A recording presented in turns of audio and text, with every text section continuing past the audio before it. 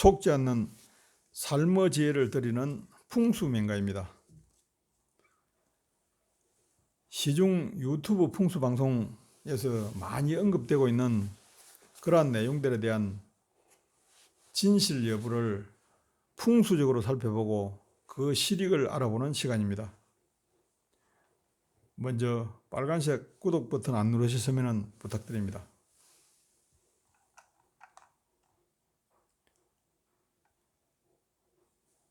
이번 시간에는 유튜브 방송 중에서 집안에 두면 절대로 안 되는 물건이 있다라는 내용의 방송들이 있습니다. 이런 물건들은 집안에 두지 말라는 내용이죠. 집안에 두면 큰 탈이 난다는 그런 논리입니다. 첫 번째로 나무나 쇠로 만든 인형이나 봉제 인형은 집안에 두지 마라. 두 번째로는 죽은 물건, 즉 말해서 숯장식품이라든지 드라이 플라워라든지 그 다음에 나무 뿌리 장식, 수석, 그 다음에 돌멩이, 자작나무 등은 집안에 두면 좋지 않다. 그런 내용입니다. 그러나 이런 것들은 일상적으로 집안에 많이 두는 사람들이 선호하는 그런 물건들이죠. 그럼 이런 것들 두는 사람들은 다 집안에 좋지 않은 그런 기운이 형성되어 있다는 이야기입니까? 세 번째는 뾰족한 물건이나 깨지는 물건들은 집안에 두지 마라. 뾰족한 물건들도 도구들은 있을 수가 있고 물건의 또 모양새가 뾰족할 수도 있고 깨지는 물건은 유리 제품이나 이런 것들은 깨질 수밖에 없는 것인데 그런 물건들은 쓰지 말라는 이야기인지. 네 번째는 잎이 뾰족한 식물, 식물들 중에서도 잎이 뾰족한 식물, 선인장 종류들은 대부분 잎이 뾰족합니다.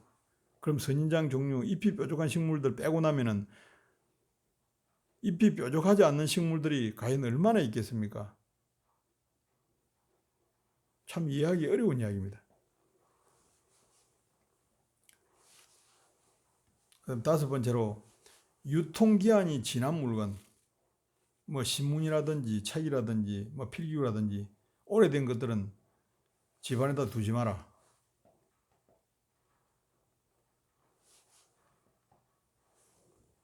그럼 여섯 번째는 배터리가 없는 시계, 시계가 배터리가 없이 안 돌아가는 거, 그 다음에 중고 물건들은 집안에 두면 안 된다. 중고 물건들 없는 집이 거의 없을 것입니다. 다 중고 물건들. 새 물건도 일정 기간 지나고 나면 중고 물건이지 않습니까? 일곱 번째로 날이 무뎌진 도구. 칼이나 가위나 일정한 만큼 쓰고 나면은 날이 무뎌집니다.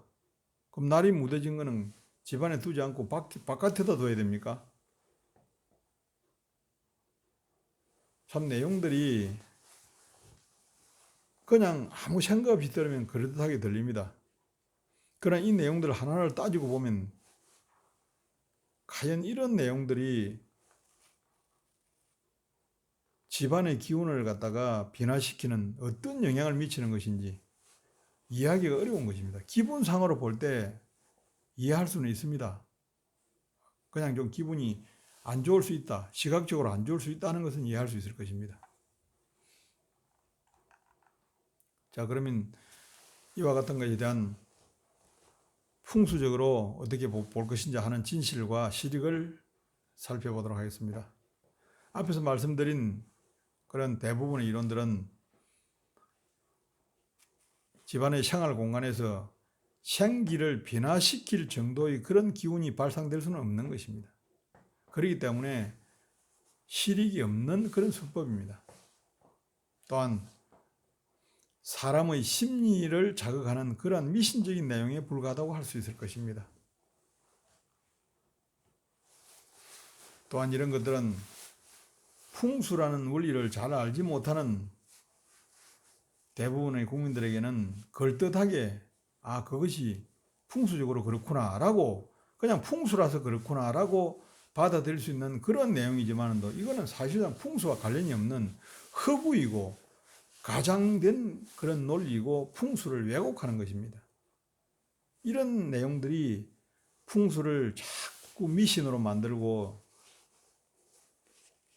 믿지 못하는 그런 것으로 만드는 결과를 가져온다고 할 수 있습니다. 결론적으로 보면은 일상에서 집안에서 이러한 물건들은 누구나 접할 수 있는 그러한 물건들입니다. 그런데 그 물건들에 대해서 미신적인 내용을 풍수 인테리어라고 포장을 해가지고 사람들의 관심을 끌도록 함으로써 결국은 국민들을 현혹시키는 내용들입니다.